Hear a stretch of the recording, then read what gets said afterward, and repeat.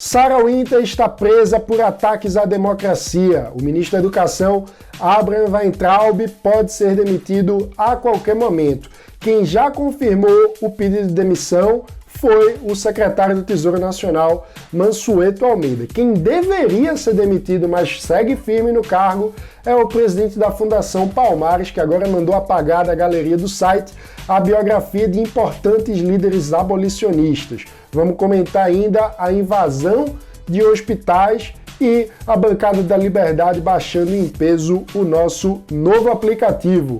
Hoje com comentários de Irapuan Santana, Helena Landau, Graziele Ramalho, Edson Lau, Arthur Brito e Fábio Osterman, veja agora o Livres Notícia.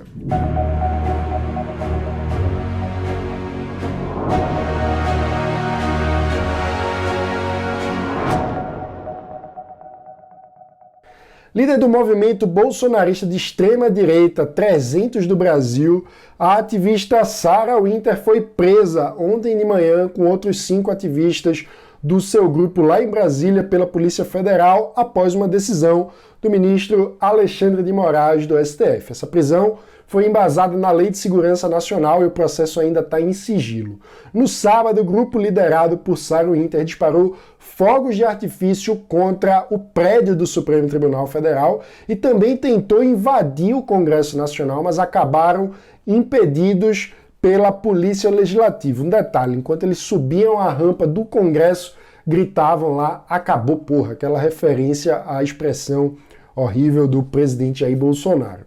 As ações ocorreram após o governo do Distrito Federal ter colocado fim a um acampamento que o movimento mantinha lá em Brasília, vale lembrar, com presença confirmada por eles mesmos de armas de fogo no acampamento. Em vídeo divulgado nas redes sociais, os manifestantes fizeram ameaças aos ministros da Suprema Corte, dizendo: se preparem, Supremo dos bandidos, aqui é o povo que manda. Sarah Winter e seu grupo também já tinham sido alvo do inquérito polêmico que investiga a questão das fake news, mas a sua prisão é fruto de um outro inquérito que foi iniciado a pedido da Procuradoria-Geral da República em caráter de urgência no fim de semana para apurar os atos antidemocráticos que têm sido liderados pelo seu grupo. Semanas atrás, após ter sido alvo de busca e apreensão no âmbito do inquérito das fake news, a ativista também liderou aquela marcha bizarra que a gente já tratou aqui, com estética macabra que lembra a Ku Klux Klan à noite andando pela Praça dos Três Poderes, munidos de tochas em suas mãos. Uma clara referência aos supremacistas brancos que existem nos Estados Unidos. Sobre a prisão da Sarah Winter, vamos entender melhor agora com o comentário de Irapuan Santana, nosso consultor jurídico. O ministro Alexandre de Moraes determinou a prisão da bolsonarista Sarah Winter no inquérito 4828. E essa prisão é uma prisão temporária que está prevista na Lei 7.960 de 89. Esse tipo de prisão ele serve para que a investigação corra de uma melhor forma, né, e em relação a crimes que são considerados graves. E essa prisão ela tem a duração de 5 dias, prorrogável por mais 5 dias. Né? Então vamos esperar aí para ver o que vai se desenrolar dentro dessas investigações.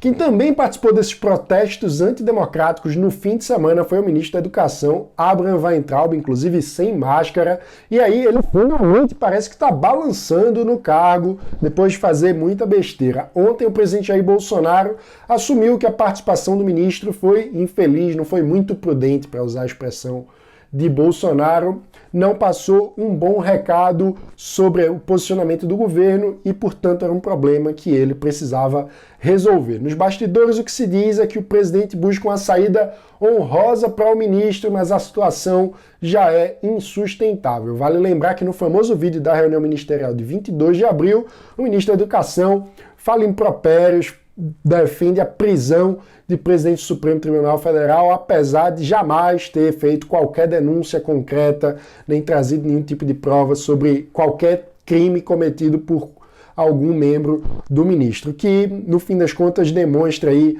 um teor autoritário profundamente inadequado para um ministro de Estado, ainda mais no cargo da educação, que é uma pasta tão importante. Então, Weintraub pode cair a qualquer momento, a gente vai ficar de olho nisso ao longo do dia e, sinceramente, essa demissão já passou da hora. Faz tempo que Weintraub não reúne condições para atuar no cargo de ministro da Educação, não apenas pela quantidade de absurdos que ele fala o tempo inteiro, já chegou até a falar no Twitter, a xingar a mãe de alunos no Twitter, uma coisa assim, uma postura patética para um ministro, mas também pela profunda incapacidade de liderar as alternativas à construção de um futuro para a educação brasileira. Weintraub não pode mais ser ministro da Educação.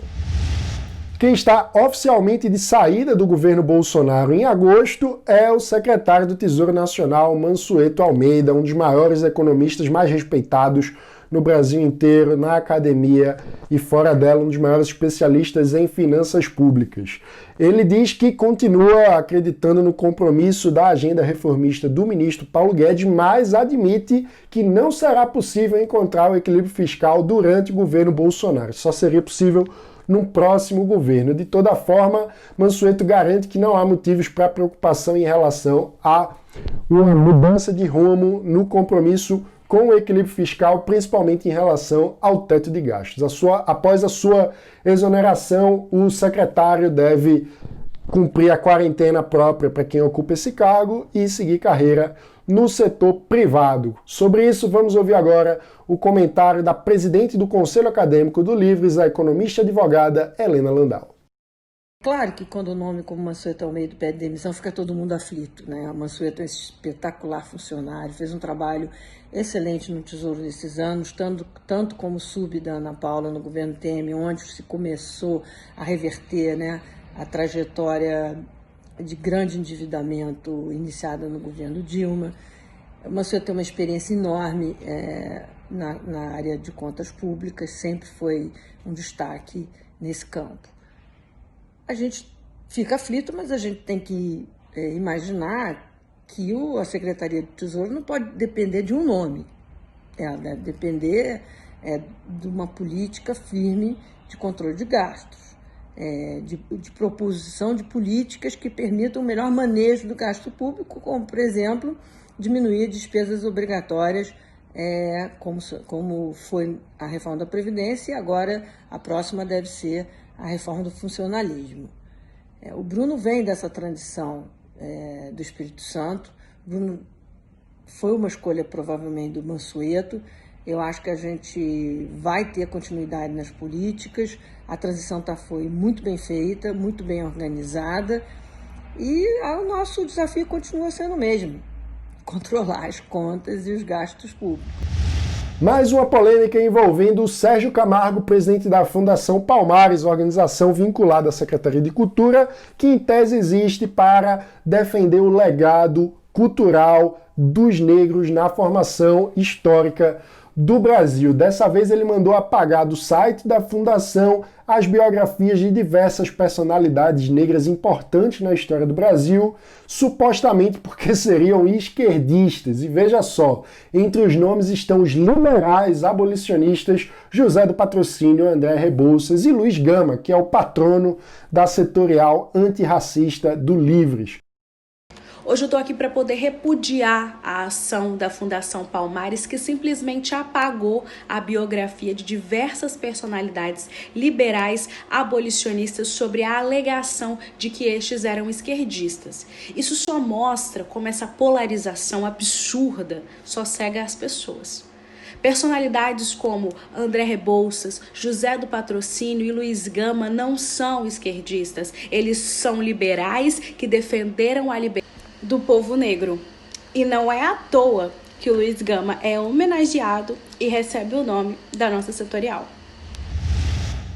Na última quinta-feira, dia 11, o presidente Jair Bolsonaro incentivou durante sua tradicional live nas redes sociais que os seus apoiadores invadissem hospitais para conferir se era verdade ou não a tal da pandemia, se os hospitais estariam ocupados ou não. É surreal, mas quem vai analisar esse cenário pra gente é o médico infectologista e associado do Livres, Arthur Brito. Eu acho que essa última declaração do presidente Bolsonaro falando para as pessoas entrarem nos hospitais de campanha e tirarem foto, mostrando leitos vagos e etc., realmente ela vem num contexto de um grupo de pessoas, de um governo formado por pessoas que, de fato, desde o início, confrontaram primeiramente a existência de uma pandemia, depois a gravidade que ela teria e, por fim,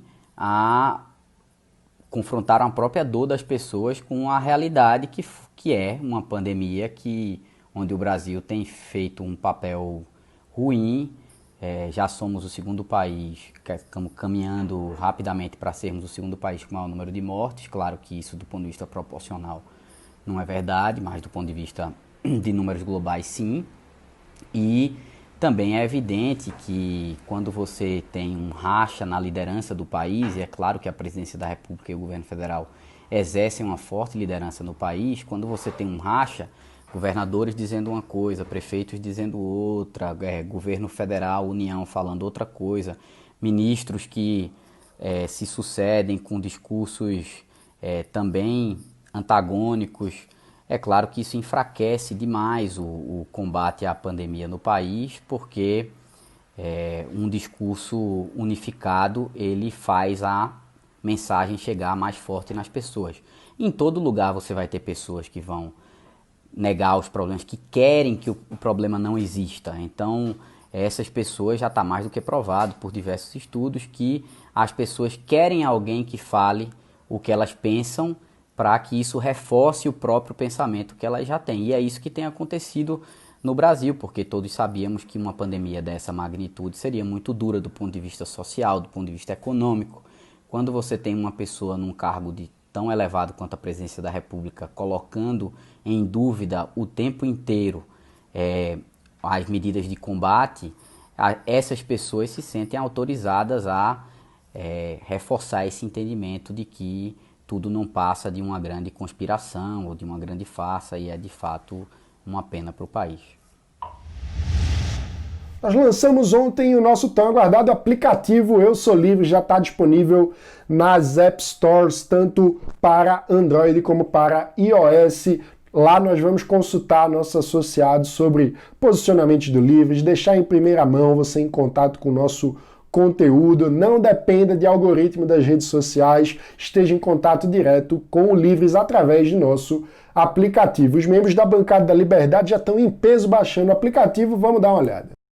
Tenho muito orgulho de ser um dos fundadores do Livres e hoje sou um mandatário Livres e eu queria convidar todos vocês associados do Livres, assim como eu, a baixarem o nosso aplicativo na sua loja de aplicativos e poderem estar não só conferindo as últimas atualizações e novidades do Livres, da nossa atuação no dia a dia, mas também encontrando maneiras de se envolver cada vez mais com as nossas atividades. Outra coisa importantíssima, se você acompanha o Livres, se não acompanha, segue aí nas redes Eu Sou Livres.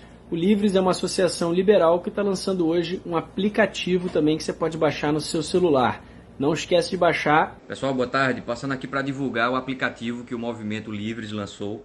Acho que todo mundo pode baixar e fazer uso dele. Quem se interessa por política, a gente que tem uma visão de mundo mais liberal para fazer justiça social com efetividade, vale a pena acompanhar o pensamento, né, a crença que o Movimento Livres manifesta e baixar o aplicativo. Acho que está muito legal. Quem é associado vai ter conteúdo exclusivo, então vale a pena dar uma olhada. Pessoal, passando aqui para avisar que o Livres, o movimento político liberal que eu tenho orgulho de fazer parte, lançou hoje o aplicativo para aproximar os conteúdos e atividades do movimento de cada um de nós. Então acompanhe aqui no próximo Stories as informações, arrasta e baixa o app.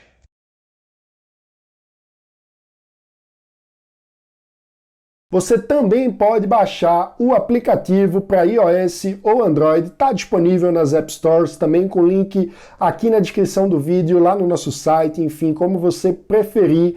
Não perca essa oportunidade. Associados do Livres tem conteúdo exclusivo, inclusive enquetes que vão ajudar nosso movimento a tomar decisões sobre os diferentes temas da política brasileira. Então, se você ainda não é um associado ou não está adimplente, coloque em dia a sua associação. Se ainda não se associou, entre no nosso site agora mesmo em eusolivres.org/participe, preencha o cadastro e entre para o único movimento político brasileiro que defende a liberdade por inteiro.